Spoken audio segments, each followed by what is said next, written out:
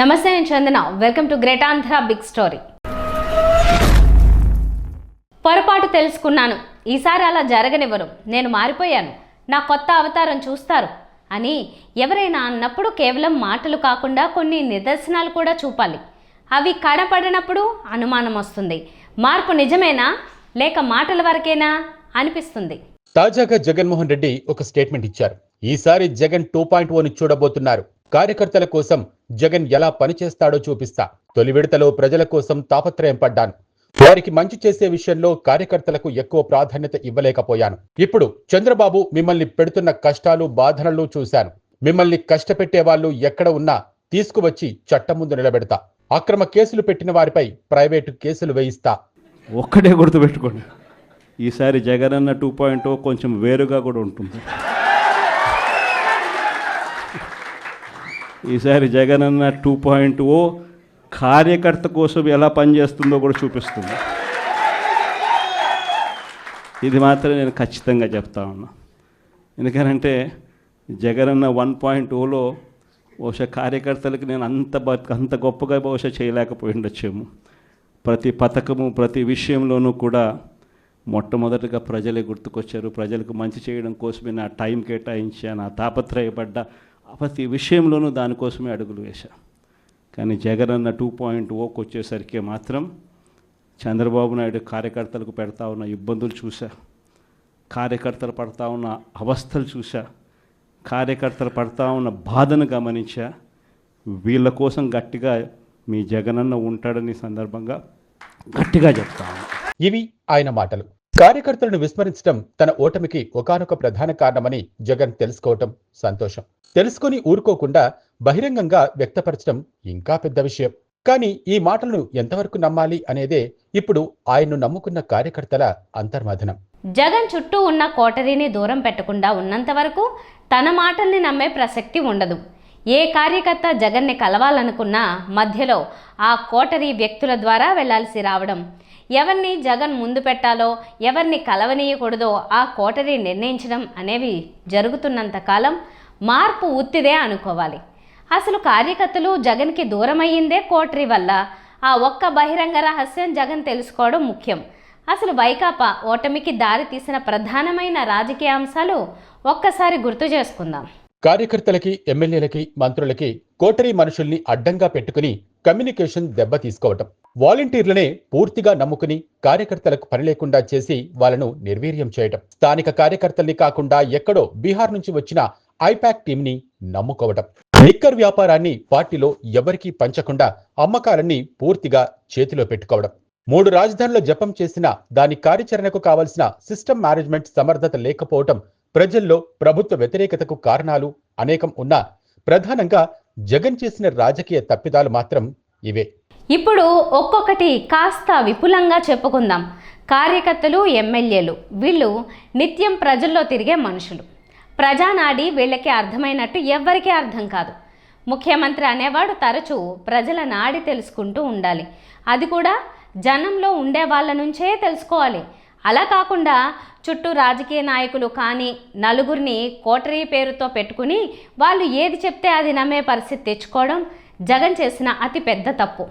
అసలు ఆ కోటరీ మనుషులకి ఎన్నికల్లో నిలబడిన అనుభవం కానీ, ప్రజాక్షేత్రంలో మమేకమయ్యే వ్యక్తిత్వం కానీ, పబ్లిక్ పల్స్ని పట్టుకోగలిగే నేర్పు కానీ శూన్యం. వాళ్ళు జ్ఞానశూన్యులని వాళ్ళకు కూడా తెలిసే ఉంటుంది. అందుకే ప్రజలతో దగ్గరగా ఉండే కార్యకర్తల్ని, జిల్లా స్థాయి నాయకుల్ని, ఆఖరికి ఎమ్మెల్యేలని కూడా జగన్కి దగ్గర అవ్వకుండా చూసుకున్నారు కోటరీ సభ్యులు. ఎందుకంటే వాళ్ళు దగ్గరైతే జగన్ వద్ద తమ ప్రాబల్యం పోతుందనే అభద్రతాభావం. మొత్తానికి వాళ్ళ భయమేమో కానీ ముఖ్యమంత్రిగా ఉన్న జగన్ని పూర్తి అంధకారంలోకి నెట్టి తమకు నచ్చిన సమాచారాన్ని మాత్రమే అందిస్తూ పార్టీని ముంచేశారు. పైగా వీళ్ళు సొంత పార్టీ కార్యకర్తల మీదనే డ్రగ్స్ కేసులు పెట్టి లోపలేయించిన ఘనులు. తమ పవర్ని ఎవరూ ఛాలెంజ్ చేసినా అంత క్రూరంగా ప్రవర్తించిన ఘనులు కోటరీలో ఉన్నారు. కొందరి ఆస్తులు లాక్కున్నారు. ఇవన్నీ జగన్కి తెలుస్తాయా? ఏమో. జగన్ తీసుకొచ్చిన గొప్ప వ్యవస్థలో ఒకటి వాలంటీర్ వ్యవస్థ.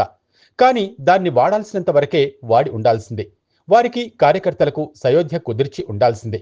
వాలంటీర్ వ్యవస్థ కార్యకర్తలకి, ఎమ్మెల్యేలకి చేదోడుగా ఉండాలి తప్ప వాళ్ళ ఉనికిని మింగేయకూడదు. ఆ సత్యం తెలుసుకునే నాటికి చేయి దాటిపోయింది. ఓటర్లకి వాలంటీర్లే డైరెక్ట్ కాంటాక్ట్ అయ్యారు. తమ ఎమ్మెల్యే ఎవరో కూడా వాళ్ళు మరిచిపోయిన పరిస్థితి చాలా చోట్ల. ఎక్కడో గుడ్ మార్నింగ్ లాంటి డైలీ యాక్టివిటీతో జనంలో తిరిగిన కేతిరెడ్డి లాంటి ధర్మవరం ఎమ్మెల్యే తప్ప తక్కిన పలు నియోజకవర్గాల్లోని ప్రజలకు తమ ఎమ్మెల్యేలకి మధ్యన కమ్యూనికేషనే తగ్గిపోయింది వాలంటీర్ల వల్ల. పార్టీ కార్యకర్తలు, స్థానికులు ఎవరి ఇబ్బందులు ఏమిటో, ఎవరి ఆలోచనలు ఏమిటో, ఎవరు ఏ పార్టీ ఓటర్లో వాళ్ళకి బాగా తెలుస్తుంది.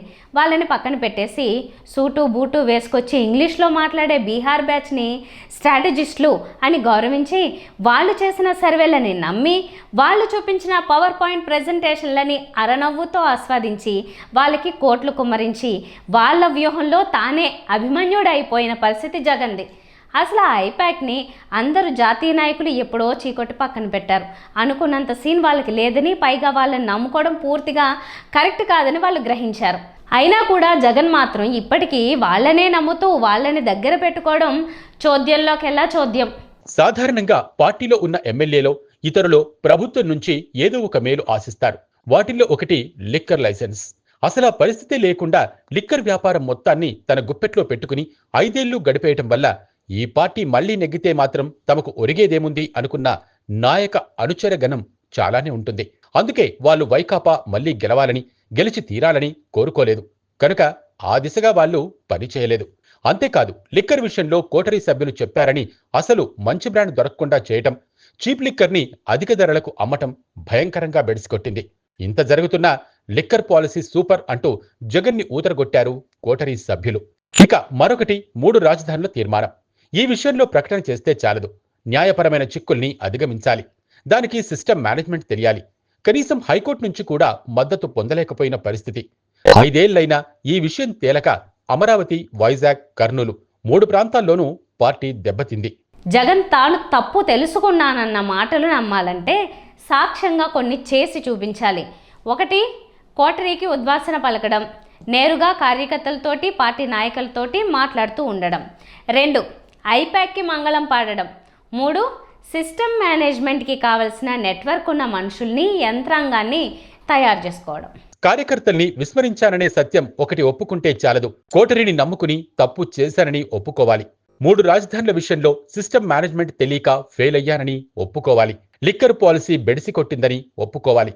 అంతేకాదు, ప్రస్తుతం జరుగుతున్నట్లు లీడర్లను కూర్చోబెట్టి స్పీచ్లిచ్చి పంపడం కాదు, వాళ్లతో వ్యక్తిగతంగా, కొందరితో ఏకాంతంగా ముచ్చటించాలి.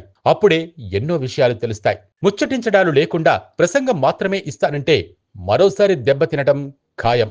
అన్నిటికంటే ముఖ్యంగా జగన్ భ్రమలోంచి బయటికి రావాలి. కూర్చుంటే నెగ్గుతాను అనే ఊహని వదిలేయాలి. మళ్ళీ కష్టపడాలి. తొలిసారి పాదయాత్రతో కష్టపడ్డాడు, గెలిచాడు. ఈసారి తన చుట్టూ ఉన్న సిస్టంలోని తప్పులను సరిదిద్దుకుని తెలివితో ప్లాన్ చేసుకోవడంలో కష్టపడాలి. ఇవన్నీ చేయకుండా జగన్ 2.0 వర్షన్ కష్టమే. తాను పలికిన మాటలకి సాక్ష్యంగా ఎటువంటి మార్పులు తన చేతల్లో చూపిస్తాడో చూడాలి. అంతవరకు గుడ్డిగా నమ్మకుండా వేచి చూడాలి కార్యకర్తలు. ఇది వాళ్ళ బిగ్ స్టోరీ. మరిన్ని టాపిక్స్తో కలుద్దాం. నమస్తే.